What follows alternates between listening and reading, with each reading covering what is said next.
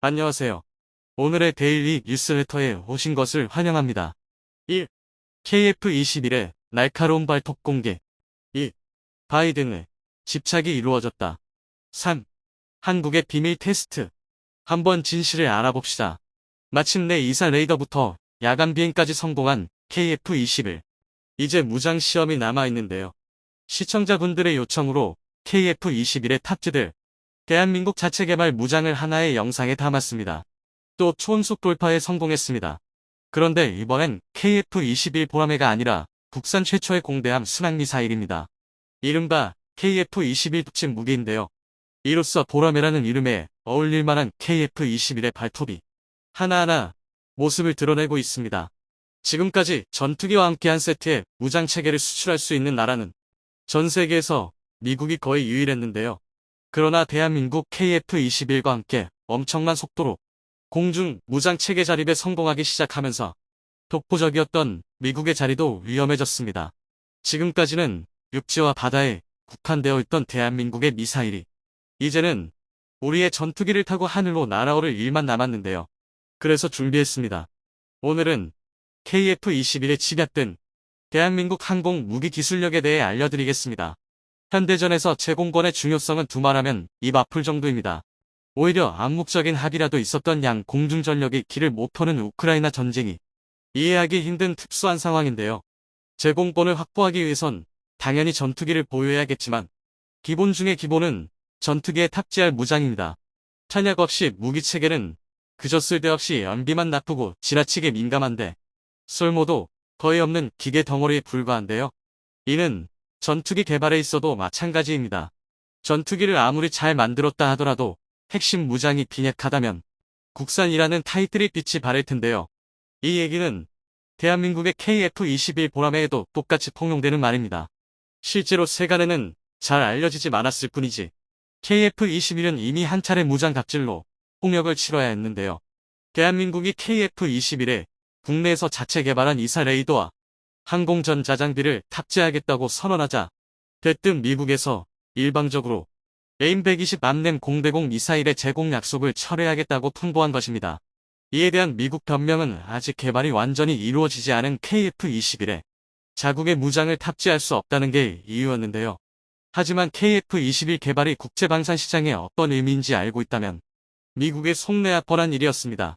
미국은 F-15K, KF-16 등 지금까지 공중전력의 대부분을 미국에 의지하고 있던 대한민국이 자신들의 영향력에서 벗어날 기미를 취하자 졸렬한 방식으로 경고를 보낸 것이었습니다.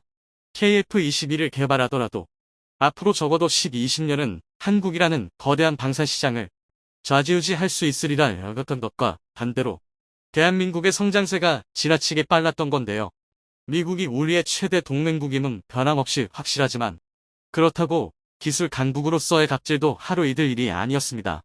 사실 오히려 지금까지 대한민국이 자체 개발에 성공했던 무기체계는 미국의 갑질에 맞서다가 털었고 시사에서 자립에 성공한 경우가 대부분인데요. 이번 사건도 마찬가지였습니다. 우선 공대공 미사일 분야에서는 생각보다 일이 쉽게 풀렸는데요. 미국의 AIM-120 제공 거부가 국제방산시장에 알려지자 선뜻 나선 건 유럽이었습니다. 영국에서 MB 더 미티어를 제안한 건데요. 총장 3.7m, 직경 178mm, 중량 190kg의 최대 속도는 무려 마 4, 최대 사거리는 100km, 300km에 달하는 미티어는 초가시거리 공대공 미사일 중에서 단연 최강으로 평가받는 미사일인데요. 흡입한 공기를 압축하여 연료와 혼합해 연소시킨 뒤 그 가스를 고속으로 배출하면서 추력을 발생시키는 덕티드 MZ를 탑재하고 있는 것으로 아주 유명합니다. 그리고 이 덕에 다른 고체 추진체 미사일보다 사거리가 3배 이상 길며 이 덕의 긴 사거리에도 종말 단계까지 속도를 빠르게 유지할 수 있어서 현존하는 가장 위협적인 공대공 미사일로 여겨지고 있습니다. 실제로 AIM-120은 가장 최근 개량형인 AIM-120D형의 최대 사거리가 160km에 불과한데요. 현대 공중전의 기본이 WVR에서 BVR로 바뀌고 있는 만큼 사거리 무쇠는 가장 강력한 전투력 증강이다. 물론 그렇다고 KF-21이 단거리 공중전을 염두에 두지 않는다는 얘기는 아닌데요. 미티어 미사일 탑재가 공식화되면서 한국은 아예 단거리 공대공 미사일까지 에임프 사이드와인더에서 독일의 아이리스-T로 교체해버렸습니다. 같은 유럽산 공대공 미사일로 무장을 통일한 건데요. 더군다나 아이리스-T는 AIM-9와 비교했을 때 사거리가 25km로 약 10km 짧지만 반면 목표 획득거리는 4배, 탐색각을 3배, 추적 능력은 6배 이상 더 뛰어납니다. 이 정도면 사이드와인더의 가장 최근 개량형인 AIM-9X의 상위 호환인 격인데요. 한국 입장에서는 뻥 대신 닭이 아니라 닭 대신 뻥이 날아온 셈입니다. 게다가 상황이 이렇게 되자 화들짝 놀란 미국이 통합 허가를 내며 역으로 숙이고 들어왔는데요. 이 덕에 KF-21은 엠비더 미티어, 아이리스-T, AIM-120 암랩, AIM-9 사이드와인더를 전부 무장 통합한 전투기가 될 수 있었습니다. 한국이 방산 시장에서 낙동강 오리알이 될 것이라 생각했던 미국의 잘못된 생각을 통쾌하게 갚아준 셈인데요. 이뿐만이 아닙니다. 유럽에서 미국까지 다양한 나라의 공대공 미사일을 체계 통합하는 과정에서 국산 중거리 공대공 미사일 개발에도 박차를 가할 수 있게 되었는데요. 일례로 미티어 미사일에 사용되는 덕티드 렐제트는 이미 대한민국이 2000년대 초반부터 꾸준히 연구를 진행해서 원천 기술을 확보한 상태였습니다. 실제로 지금까지 공개된 국산 중거리 공대공 미사일의 정보를 종합해보면 직경 200mm의 미티어와 마찬가지로 덕티드 램제트 엔진이 탑재되어 있습니다. 또한 최대 사거리는 약 200km 이상일 것으로 보이는데요.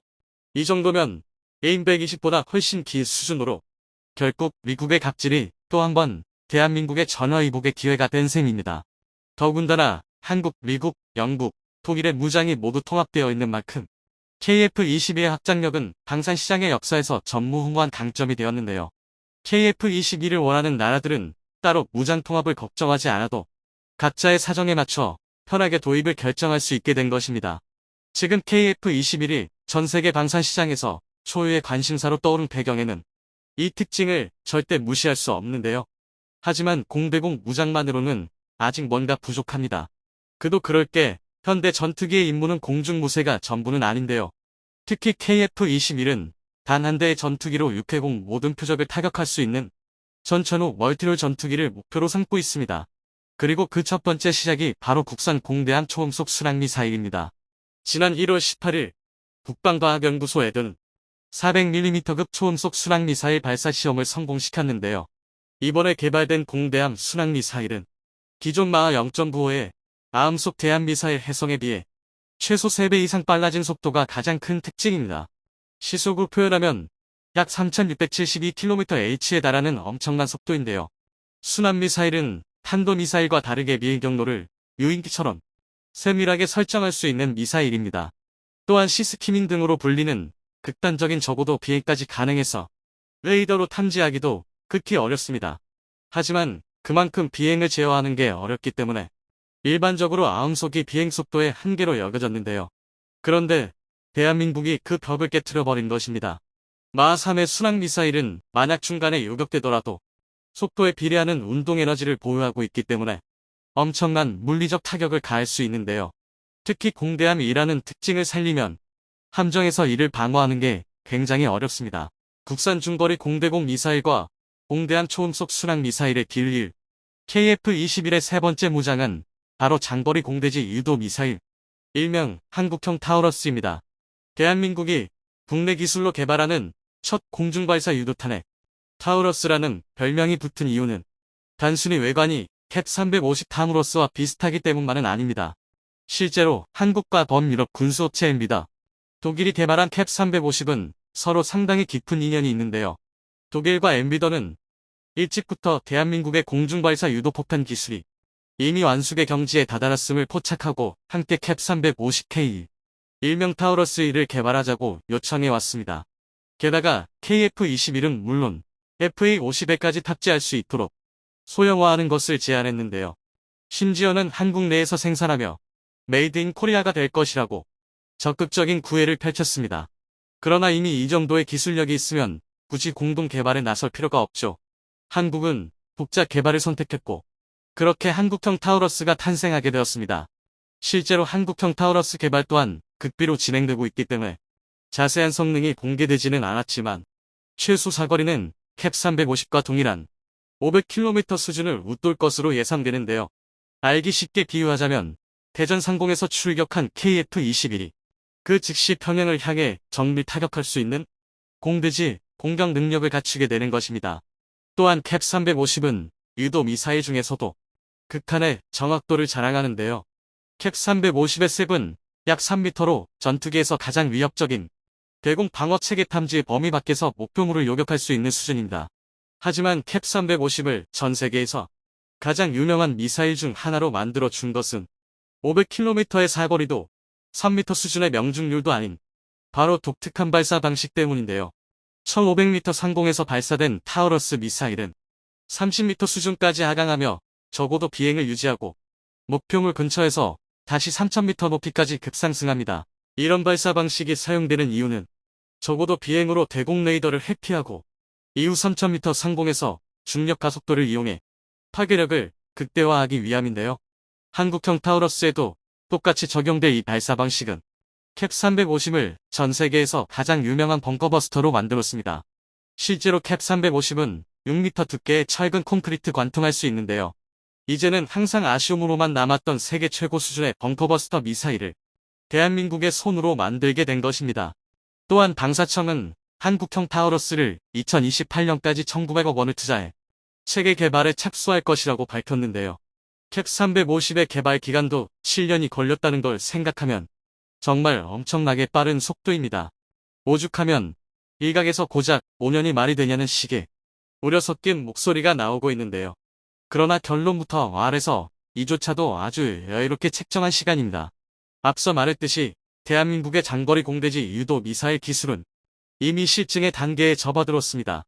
실제로 방위사업청 주관으로 2019년부터 2021년 말까지 장거리 공대지 유도탄 탐색 개발이 진행되며 이미 기술 개발에 성공했는데요. 이제 대한민국에는 국내 항공기 안전 장착과 분리 기술만이 과제로 남아 있습니다. 즉 결코 맨 땅의 헤딩이 아니라는 얘기입니다. 오히려 이 정도의 속도면 KF-21 플러긴의 실전 배치가 시작될 2026년에 한국형 타우러스의 개발 완료도 노려볼 만한데요. 이쯤이면 미국이 갑질을 부리면서까지 한국을 견제하려는 이유가 후발주자라는 특징을 고려한다 해도 대한민국 기술 개발 속도가 너무 빠르기 때문인데요. 특히 미사일 분야에서는 마치 기다리기라도 했다는 듯이 폭발적인 성장을 거듭하고 있습니다. 미사일 사거리 지침이라는 족쇄가 풀린 대한민국의 진정한 모습을 두 눈으로 본 미국 입장에서는 아무리 동맹국이라 할지라도 견제하지 않을 수 없었을 텐데요. 하지만 이 과정이 절대 쉽지만은 않았습니다. 일례로 KF-21에는 공대공 미사일 2종, 공대지 폭탄 10종, 공대지 미사일 1종 또는 공대함 미사일 1종이 탑재될 예정인데요. 그러나 전투기는 단순히 미사일과 폭탄을 매달기만 한다고 쏠 수 있는 게 아닙니다. 전투기는 하늘을 날아다니는 수많은 컴퓨터의 집합이라 해도 과언이 아닌데요. 적게는 수만 개에서 많게는 수십만 개에 달하는 컴퓨터 부품과 센서가 서로 유기적으로 톱니바퀴처럼 작동해야 하는 만큼 이 모든 것을 관리하고 에러를 실시간으로 잡아줄 통합관리 소프트웨어가 반드시 필요합니다. 하지만 전투기와 관련된 소프트웨어는 특급 군사기밀로 취급되는 만큼 어떤 나라도 타국과 공유하지 않습니다. 그러나 유감스럽게도 지금까지 대한민국은 무기체계와 관련된 소프트웨어에서 IT 강국이라는 타이틀이 무색할 만큼 해외에 의존적이었습니다. 더군다나 KF-21의 경우 13종의 무장을 개발한 국가가 전부 제각각인 탓에 기술적 난이도는 더욱 어려울 수밖에 없었는데요. 이를 컴퓨터로 비유하자면 원도어라는 전세계 범용 문용체제에 맞춰 부품을 만드는 것이 아니라 반대로 CPU나 그래픽카드, 코어와 같은 부품에 맞춰 모두를 통합할 수 있는 운명체제를 개발해야 한다는 얘기입니다. 즉 미사일에 맞는 사격 통제 장치와 발사 시스템, 소프트웨어까지 전반적인 시스템을 통째로 변경해야 하는 것인데요. 이것조차도 굉장히 어려운 일이지만 이 과정에서 발생하는 수많은 에러를 잡아내고 실시간으로 고치는 건 말 그대로 사람과 시간을 갈아 넣는 일입니다. 하지만 그렇다고 소홀히 할 수도 없는데요. 그나마 지상 무기 체계는 물리적인 방법으로라도 포탄을 발사할 수 있지만 전투기는 공중에서 소프트웨어가 먹통이 되면 최악의 경우 그대로 공중 표적이 되고 맙니다. 그런데 결국 대한민국은 해냈습니다. 그것도 국내 방산업체가 개발한 통합관리 소프트웨어로 수만 개에 달하는 모든 부품의 에러를 효율적으로 추적할 수 있게 되었는데요. 쉽게 말해 KF-21이라는 전투기를 조립하는 과정에서 세계 최고의 만능 윤활유를 만들어낸 셈입니다. 즉, 대한민국은 전투기에서부터 무장까지의 외부 체계뿐만 아니라 두뇌와 신경이라고 할 수 있는 내부의 소프트웨어에서도 완전한 기술 자립에 성공한 것입니다. 여기까지 오기에는 기술적 난이도도 난이도였지만 국내의 반대 의견과도 싸워야 했는데요. 심지어 아무리 절차를 간편화시켰다고 하더라도 전체 개발에 들어가는 예산과 시간을 생각해보면 차라리 전투기와 무장을 세트로 수입해버리는 게 훨씬 가성비가 좋을 수밖에 없지 않냐는 주장까지 있었습니다. 그러나 외산에 의존하는 형태는 단기적으로는 가성비가 좋게 보일지 몰라도 장기적으로는 결코 좋은 선택이 아닙니다. 이는 경쟁적 분배 감축으로 무기체계 개발 관련 인프라가 박살난 유럽만 봐도 알 수 있는데요. 자주 국방을 포기하는 그 순간 자국 개발 의지 자체를 스스로 꺾어버리는 것은 물론 정치, 경제적으로도 명원이 외국에 끌려다닐 수밖에 없습니다. 그리고 지금 전 세계에서 그 반대급부의 증명을 대한민국이 해내고 있는데요. 하지만 대한민국의 군사 기술력이 점점 높아질수록 주변국들의 견제는 더욱 노골적으로 변해가고 있습니다. 국내 방위산업계는 앞으로 더 가시밭길을 걸어야 할 텐데요. 독일은 전투용 탱크 개발 및 생산 분야에서 매우 느리고 구시대적이라는 비판을 받고 있습니다. 이제는 다른 국가들이 더 나은 기술과 더 높은 생산성을 가지고 있기 때문에 독일이 경쟁에서 뒤처지고 있습니다. 이는 독일이 탱크 개발에 더 많은 자원과 투자를 해야 한다는 필요성을 강조합니다. 러시아를 완전히 밀어내기 위해 우크라이나에 3.5세대 이상 전차를 지원 보낼 것인지를 결정하기 위해 서방 국가들 사이에서 격한 논쟁이 오가고 있습니다. 그런데 독일의 반대 속에서 폴란드가 단독으로 전차 지원을 결정하여 유럽 전체가 뒤집어졌다고 하는데요. 폴란드가 독일의 반대에도 아랑곳하지 않은 배경에는 바로 한국 무기들로 구성된 새로운 기갑 부대가 있었다고 합니다.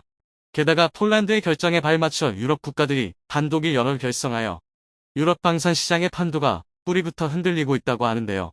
새롭게 뒤바뀔 유럽 무기 시장을 한국의 손에 들어오게 될 수 있다는 소식 자세히 알아보도록 하겠습니다. 지난 12일 로이터에서 보도한 바에 따르면 폴란드가 레오파르트의 전차를 우크라이나에 지원 보내기로 결정했다고 합니다.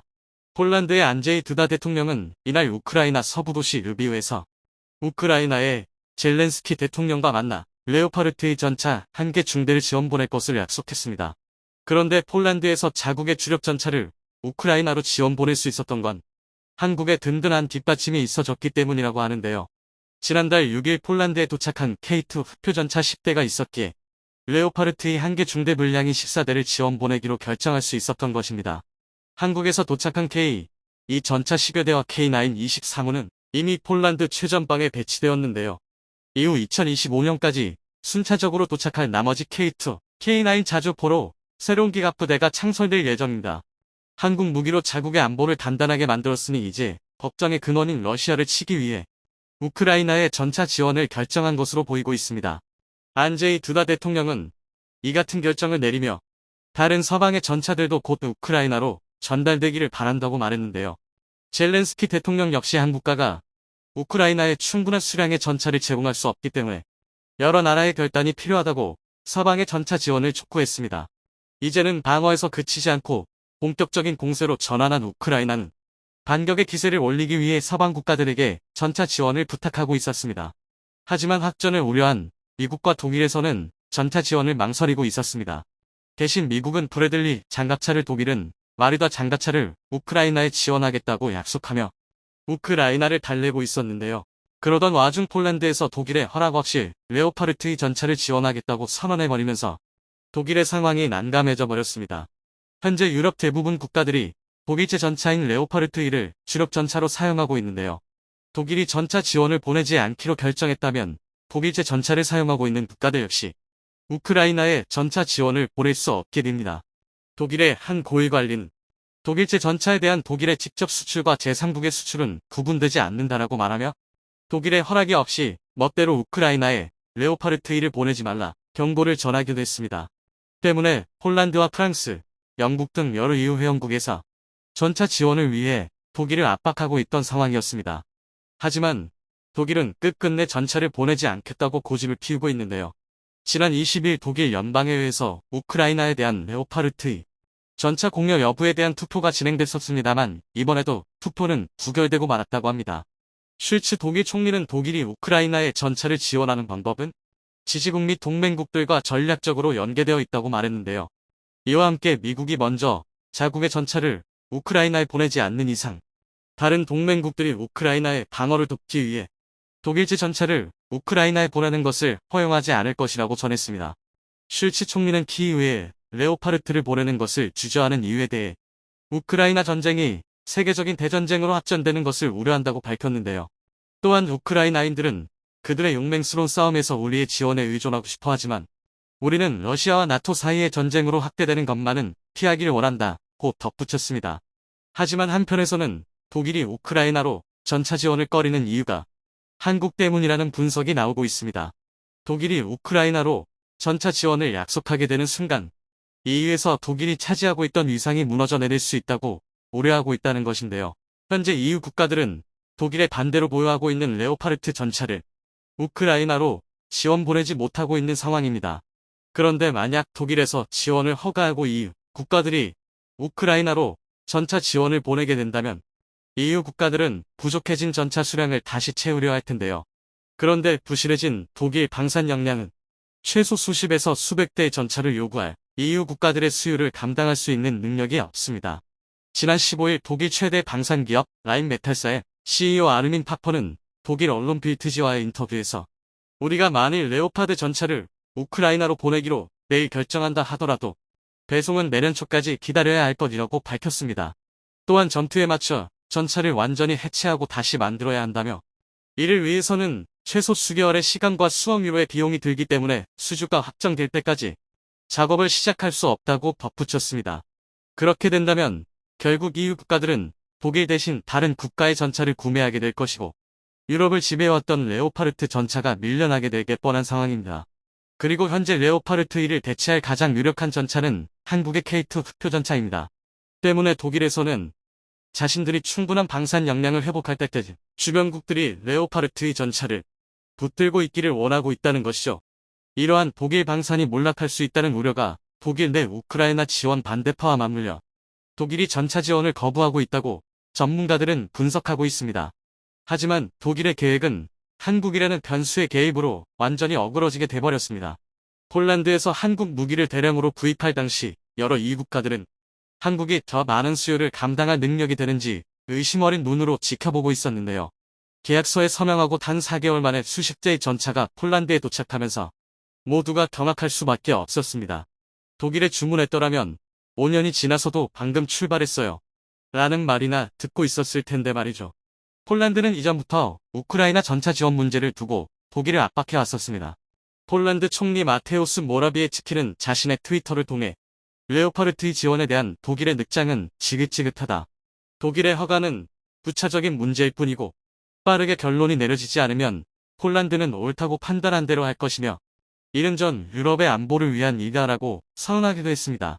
게다가 폴란드는 이미 250대 전차를 보냈다고 CNN에서 보도했는데요. 한국에서 전차를 주문하자마자 폴란드 육군이 보유하고 있던 러시아제 전차 T-72 전차를 전량 우크라이나로 지원 보내버린 것입니다. 그리고 한국에서 K2 전차까지 도착하자 레오파르트의 전차도 보내버려 폴란드군을 완전히 한국 무기로 도배할 준비를 하고 있는 것 같습니다. 폴란드를 시작으로 독일이 사실상 지배하고 있었던 유럽 방산 시장에 흔들리고 있습니다. 20일 로이터의 보도에 따르면 몇몇 국가들이 독일의 반대에도 불구하고 우크라이나로 레오파르트 전차를 지원 보내기로 결정했으며 이러한 내용을 같은 날 독일 람슈타인 공군기지에서 열리는 회의에서 공동으로 발표했다고 합니다. 사실상 독일의 방산 통제에서 벗어나겠다고 선언한 것이라고 볼 수 있는데요. 여러 외신에서도 독일의 미적거림에 거센 비난을 쏟아내고 있습니다. 미 월스트리트 저널에서는 우크라이나 전차 지원에 대한 독일의 교착 상태는 서방의 무기 지원을 무색하게 한다는 제목의 기사를 올렸고 로이터에서는 우크라이나는 수십억이 넘는 무기의 가치를 보여줬지만 독일과 미국은 전차를 두고 대립하고 있다는 기사를 보도했습니다. 사실 전차를 제외한다 해도 가장 많은 지원을 보내고 있는 미국이 독일과 한데 엮여 비난을 받고 있는 건 미국의 입장에선 조금 억울할지도 모르겠네요. 게다가 폴란드뿐만 아니라 영국에서도 총대를 메고 나서 독일을 난처하게 만들고 있습니다. 영국이 자국의 주력 전차 챌린저를 우크라이나에 지원 보내겠다고 선언한 것인데요. 지난 14일 영국 총리실은 리시 수넥 영국 총리와 젤렌스키 우크라이나 대통령이 통화를 한 사실을 전하며 두 정상이 우크라이나에 대한 세계적인 군사, 외교 지원을 가속화할 필요성에 공감했고 영국이 주력 전차인 챌린저 2와 추가적인 포격 시스템을 지원하기로 결정했다고 발표했습니다.